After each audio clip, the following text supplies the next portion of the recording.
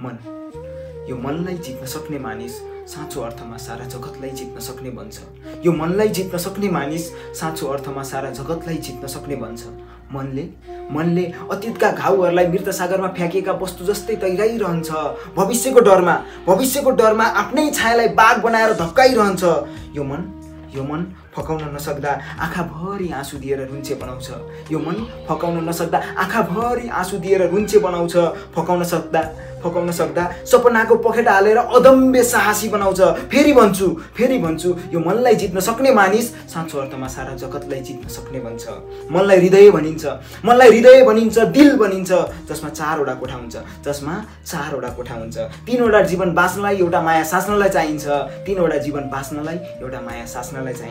म त मनलाई राजा भन्छु, जो सिंहासनमा बसेर निर्देशन दिन्छ।